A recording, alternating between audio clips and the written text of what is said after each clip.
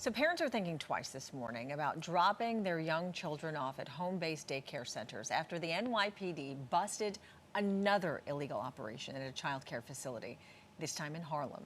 Mayor Eric Adams is vowing to enhance daycare inspections to keep our kids safe. Listen.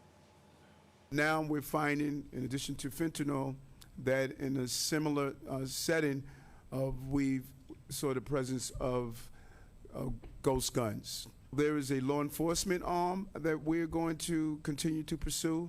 Are there things we can do to assist those inspectors, as in training, with those who are knowledgeable on how to look for firearms, firearm parts, how to look for illegal substance, and other dangerous entity that has been introduced into this conversation. And so once we come away from that working group, we will report to everyone what is our finding and how we're going to expand these inspection process. So the NYPD says there's a 60% increase in ghost guns seized in the city over the last 2 years. In 2020, cops seized 150 ghost guns. In 2021, that number nearly doubled to 263. And in 2022, more than 450 guns taken off the street. So you see, it's a rising problem here. The woman responsible for these takedowns joining us this morning, NYPD Inspector Courtney Nilan. So Inspector Nilan, good to have you here. Good morning. Thank you for having me. Important topic, especially when you look at the numbers, right? And it's an increase from year to year. Yes. You lead the NYPD's Field Intelligence Program, teaming up with the state's ATF, right? So let's talk about the big raid yesterday. How many ghost guns were actually taken, and how many people were arrested? Okay, so yesterday's investigation culminated in 3 search warrants being executed. 3 individuals were taken into custody, and we recovered a total of 4 ghost guns, with them having major components that were 3D printed. Yeah. All right, now we've seen the problem, obviously, this case. Yes. How widespread? Is it in one certain borough where most of the cases are happening, or are we finding it in all 5 boroughs? We're definitely finding in all 5 boroughs. You know, statistically speaking, the largest amount of recoveries by the NYPD over the past 3 years has been in the boroughs of Queens and Brooklyn, but we have active cases in all of the boroughs. Help somebody understand the ghost gun, right? Because some people are saying, well, what the heck is it? Is it just as powerful and lethal as a regular gun? Yes, so when constructed properly, which is very easy to do, there's a misconception that this is a very difficult skill.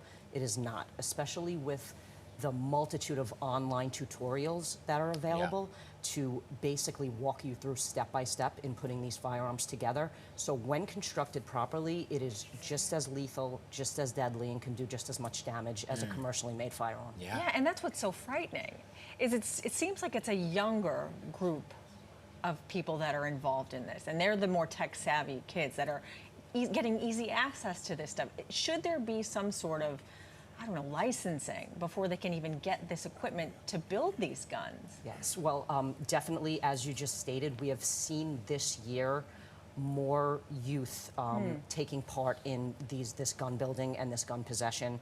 You know, we assess, again, it is because how technically savvy this generation is, and how it's, you know, social media, they're talking about it on social media, there's videos about it on YouTube. You know, I think with the 3D printing, it's very hard because 3D printers on the surface are, you know, are legal, and primarily, you know, they're not used for nefarious purposes. Right. You know, we have 3D printers now in a lot of schools, you know, for educational purposes and for different crafts projects. So I think it's very hard when dealing with the 3D printing. Yeah, so how do you get around it, right? Because, by the way, the ages from yesterday were teenagers. Yes, right? yes, all 3 individuals. All 3 were teenagers, and that just goes to your point of the younger generation, right? Yes. So what do you do now? How do you get ahead of it? You go all around the world to teach about ghost guns, right? You in particular. You can't put serial numbers on 3D printers, and the ghost guns are printed without serial numbers. So how do you get ahead of it? Well, we're always trying to come up with new, innovative investigative techniques, and that's what we did from the beginning with this unit, because investigations are done very differently than most other investigations. So what we try to do is we try, through all of our assets, both state, local, and federal, try to identify who is ordering these parts and shipping them to addresses within New York City. especially with the 3D printing, because there are specific parts needed to complete these 3D printed guns. These parts have no other use than being used in a 3D printed gun. So we're trying through investigative techniques to identify where these parts from all these online retailers are being shipped within New York City, and then seeing who is behind that order. Can you explain the parts aspect of it, right? Because I think 3D printers are so far off in people's mind to really understand the components of it all. But like, what's a part that you're looking at? Like a trigger? Like, how are you looking at it? Well, 3D printers can print, primarily people use them to print the lower receiver, which is the major component of the firearm. Okay. But there are still other components needed to complete that firearm. So there are certain, they're called rail systems, as well as the triggers, where you still have to order these from that other side of Ghost Guns, all these online retailers that will sell you the Ghost Gun completion kits. Okay. So how much does it actually cost someone to make that gun? Okay. So to make a 3D printed firearm, to print the parts yourself you can, and to parts the rest out, it can cost you as low as $150. Wow. And so I know we can't get into too much specifics Frightening. about the cases in the daycares, right? But what kind of training now, because the mayor talked about training in that soundbite we just played, is going to change, or moving forward, how is that going to bolster? Yes. Well, on the NYPD side, you know, we, as you said, we do trainings for a lot of other police departments.